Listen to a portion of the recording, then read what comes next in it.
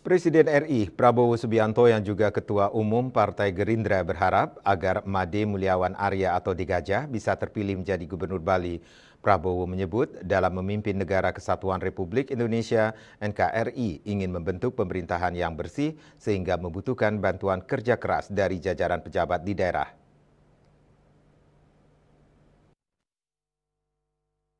Di sela jamuan makan siang di Denpasar pada 3 November 2024, Prabowo menyatakan berdoa, berharap, dan menganjurkan bahwa Made Mulyawan Arya bisa terpilih sebagai Gubernur Bali dibantu oleh wakilnya Putu Agus Suradnyana.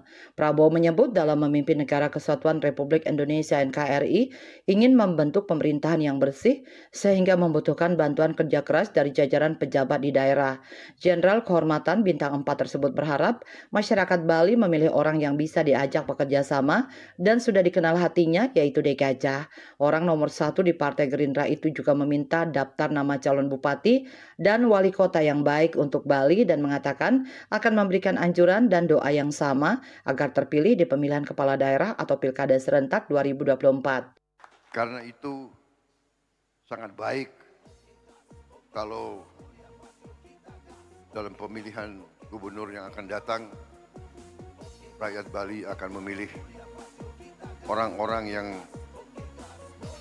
bisa dikatakan cinta negaranya, cinta budayanya, orang-orang yang amanah, orang-orang yang membela rakyat kecil. Saya kira itu, dan pendapat saya sangat gembira kalau nanti saya bisa kerjasama dengan seorang gubernur yang saya sudah kenal hatinya baik.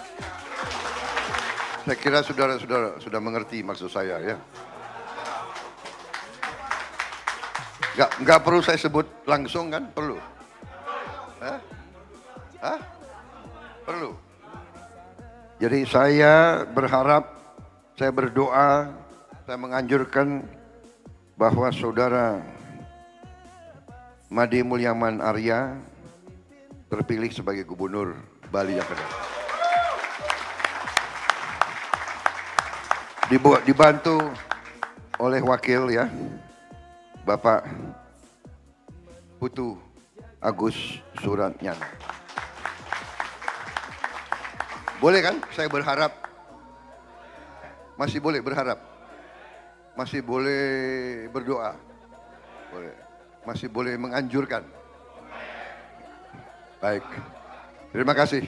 Presiden RI Prabowo Subianto juga menambahkan untuk tidak mengumpulkan banyak massa dan mengubah aliran pemikiran yang efisien dengan mengumpulkan tokoh-tokoh serta menyebarkan rekaman ke masyarakat. Tim Liputan Bali TV.